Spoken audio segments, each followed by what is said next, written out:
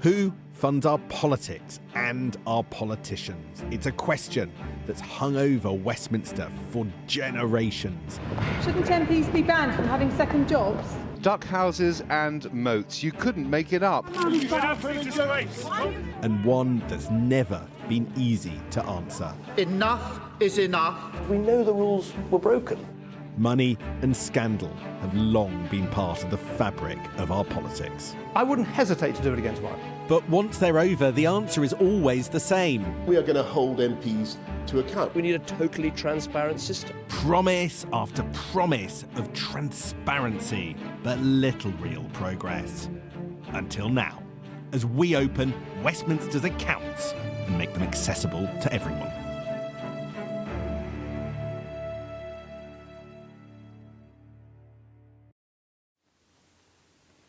Who is giving what to MPs?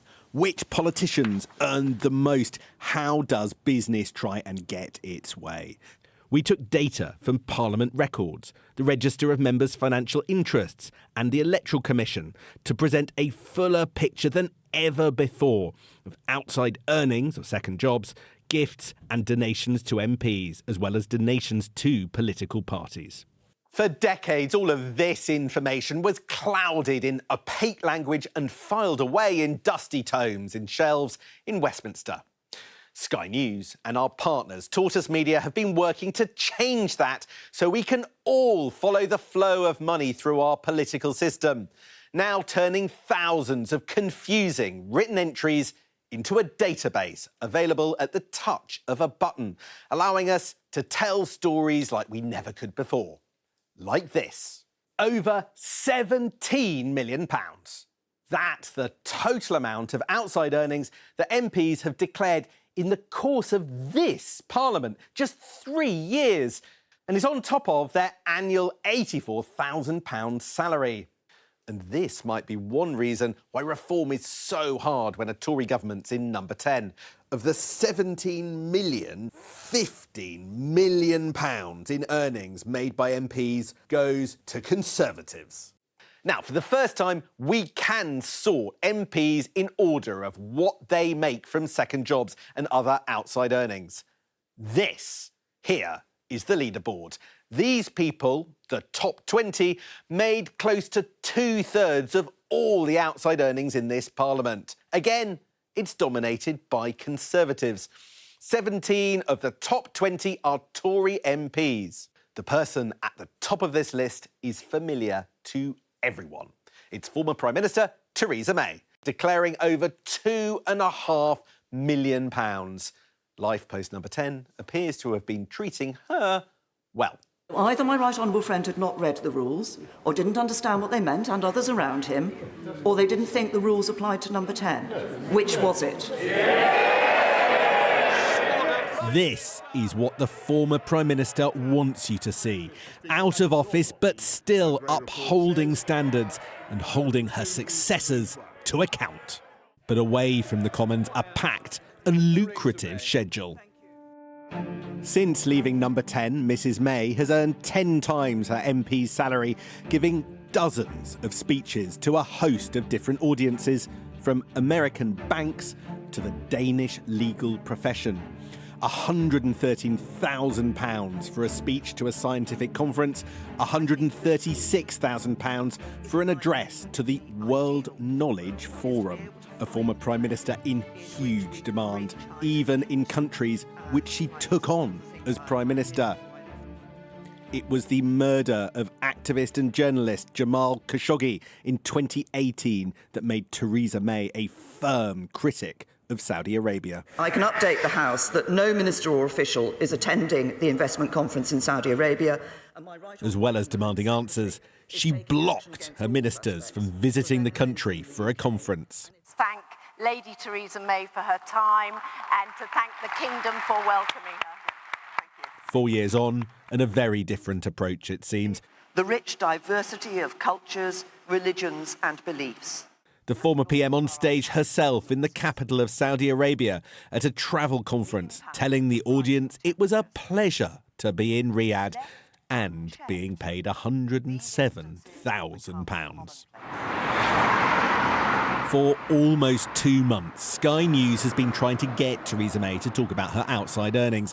Her office acknowledges receipt of our questions, but the promised reply never comes. This is Theresa May's constituency office. We're just going to knock on the door. We went on a Friday, when MPs are typically in their constituencies, to get answers that way. But no luck. It is a shame that Theresa May isn't here, because she says that the money that she earns goes into this, a company called the Office of Theresa May Limited. Here are the accounts. And that she pays herself a salary of £85,000 a year from this company, and the rest of the cash goes to support her charitable work and to pay for other activities as a former Prime Minister. But looking at these accounts, it's just not quite clear how that works. The cash seems to come into this company, but it's not clear where it goes from there, and now we can't ask Theresa May what's going on. We know Theresa May is involved in charitable work, but under this system, we just can't see how much or where the money goes. Her Maidenhead constituents willing to make up their mind without the answers. Oh my God, that's a lot of money. Well, I think if she's more focused on doing that than being a constituent MP, certainly it would affect it. MPs should be doing their job and not getting involved in all these other things, you know? Are you surprised people pay a lot of money to hear her speak? Yeah, that's what I'm surprised about. Theresa May, she doesn't know what's happening in Maidenhead. Some are more supportive. It all depends what she's talking about.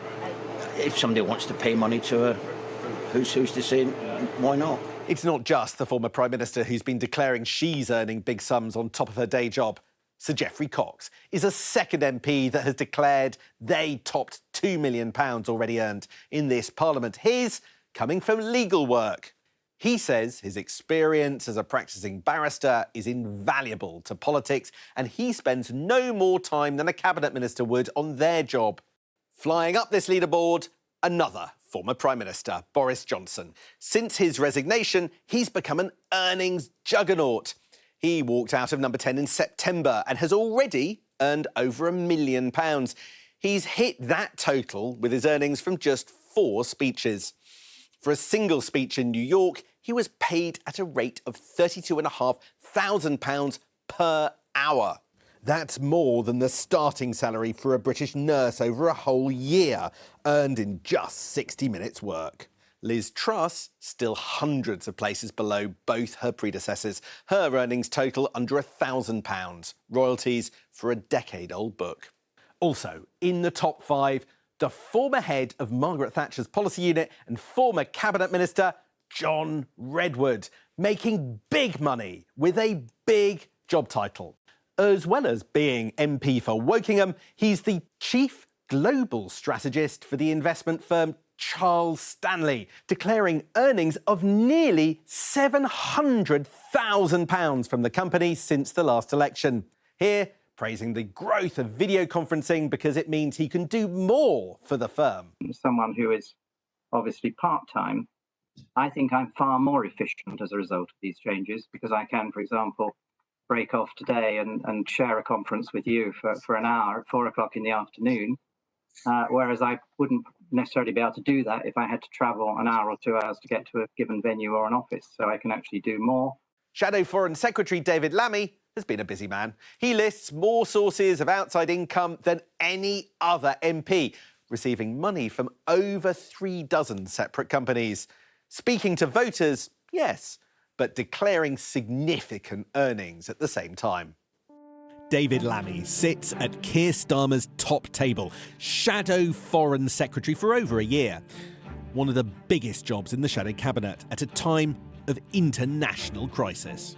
Mr. Lammy has juggled that role with a range of outside work, a radio show, speeches and training courses for corporations. A lengthy section on his personal website promotes his skills as a paid public speaker on a broad sweep of different topics. We're certainly living in uncertain times. From crisis management, if America retreats from the world, to US politics. And companies have clearly been taking notice. David Lammy has listed at least 30 speaking and training engagements since December 2019, worth around £100,000, as well as more than £87,000 for a radio programme on LBC. All of this hard to square with the Labour leader's firm line against second jobs. Ban all second jobs for MPs, with very limited exceptions. Neither Keir Starmer's team nor David Lammy's were able or willing to set out if his outside work would qualify for an exemption from the ban. I'm on a political show putting political views and putting the views of my constituents. Mr Lammy's office acknowledged receipt of our questions but chose not to respond. Mr Lammy has, however, made an impassioned defence of his second jobs on his radio show. Why am I here? Why am I pleased to be here? Because, one, I'm the only black presenter on LBC. It's important for my constituents. I love the fact that they approach me and they can hear me putting views that they agree with out there into the public. Some of his Tottenham constituents like having a visible local MP. I think he's focused enough on the job of being a politician, yeah, and I think You think he's focused enough on Tottenham, even though he's making all this money outside? Well, yes, because he's accessible, which I think is, it can't be said of lots of others. For some constituents, it's not the radio show that's the problem. Deloitte, Lloyds of London, JP Morgan Chase, Canary Wharf Group, GSK, some of those are quite shocking to me. Ask why he did them, I guess, and, does he agree with the practices or the values of these companies? I think if that was brought up for me, it'd make me squirm a bit, probably, and rightly so. All allowed under the rules, which permit MPs to do almost any second job apart from lobbying. MPs themselves often point out it's no different from being a cabinet minister. But this is an admission that, for some, being an MP is not necessarily a full-time occupation. Coming up with a single, easily comparable figure for outside earnings, unlikely to go down well with MPs, who could have done it themselves. There's no incentive for MPs really to make it easy to do the sort of comparison that you've done in this exercise.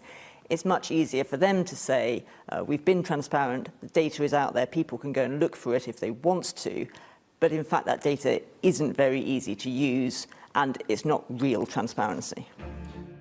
MPs' earnings information is just one benefit of the new public tool Sky News has commissioned from Tortoise Media. More than 500,000 different pieces of data about your MP and all MPs now able to be explored by anyone. Tomorrow, we look at donations. More findings, more league tables. Only possible because of the Westminster Accounts project.